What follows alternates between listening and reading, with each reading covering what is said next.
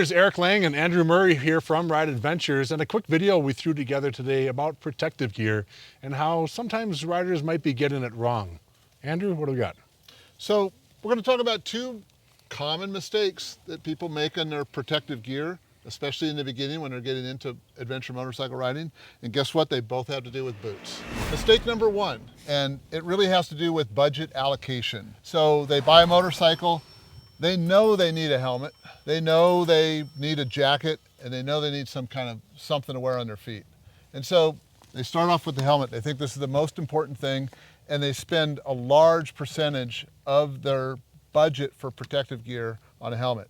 And here's the thing, these two helmets here are both DOT certified. They're both EC 2205 certified.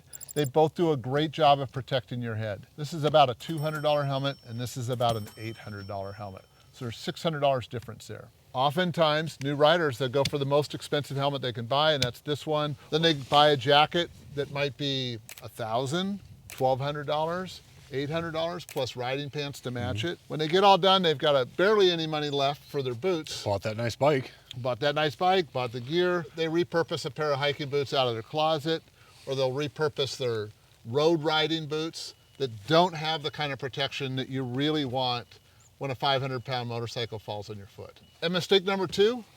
Wait, before we get into mistake number two, hey riders, I want to make sure you heard about the Ride Points program. It basically means that every dollar you spend with us, whether it's on parts and gear, training, or some kind of a tourism travel package, every dollar is a point, and then 20 points goes toward $1 towards your next purchase. It's like getting 5% back on everything you spend with us. So be sure to check out the Ride Points program, and let's get back to the video. Okay, so getting back to the second point. Yeah, and so this really is not about budget, it's about comfort. I guess I really have a problem with new riders that select their boots based on how comfortable they are to walk in. If you're a new adventure rider, you need protection on your feet. That's the time when you're most likely to have falls with the bike, especially low-speed falls that often end up where the bike lands on your foot. And the difference between a quote-unquote adventure boot that actually is very comfortable. I own the same pair of boots. I wear it for road riding. I wear it for very light gravel. You know, if I'm doing a big road ride that I might go a little bit off-road, but I'm also an experienced rider. So when we see novice riders wearing these thinking they're getting a lot of protection, unfortunately that's a mistake. We really want to see boots that have got a lot of plastic. They're stiff, they're protective. These are the Alpinestars Tech 10. Another even more comfortable and still very protective boot would be the Alpinestars Tech 7.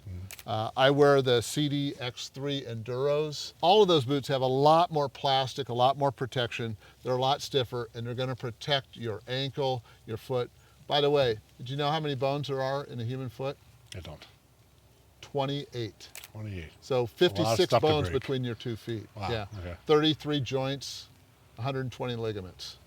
A lot to protect. Yeah. And especially, like you said, when a rider, especially if you're new and getting into this, and it's when you're most susceptible. And the same thing with the boots goes through here too. It's like, if you're gonna buy that real expensive helmet, is it maybe gonna get trashed a little sooner than you want? You know, we all go down when we're learning and make mistakes, but is that learning process the better time to have the less expensive helmet? And here's the thing. More protective boots and stuff. First of all, if you're transitioning from road riding, there's no reason you can't wear your road helmet to begin with when you're adventure riding.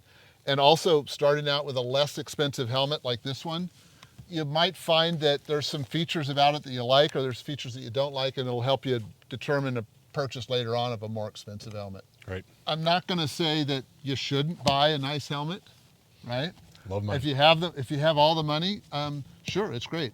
I love this helmet. It's comfortable, it's lightweight, it's got the features that I like, but this was not the first helmet that I bought. I bought a pretty cheap one to start out with.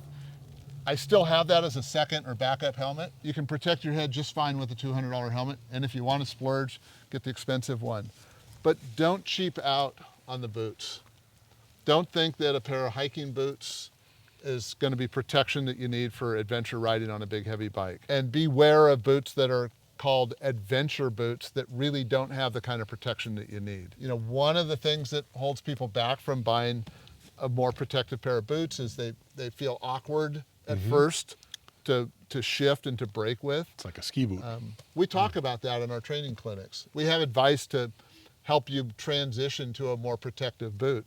I mean, it is something that you'll have to get used to a little bit, but that's a lot better than getting used to walking around in a cast. Well, riders, hope this helps anybody that's getting into riding and making gear selections. Again, we want you to stay safe and riding like we just talked about. So write into us if you have questions about any of this. From Andrew Murray and myself, Eric Lang. Thanks for watching. We'll see you here again soon. Thank you.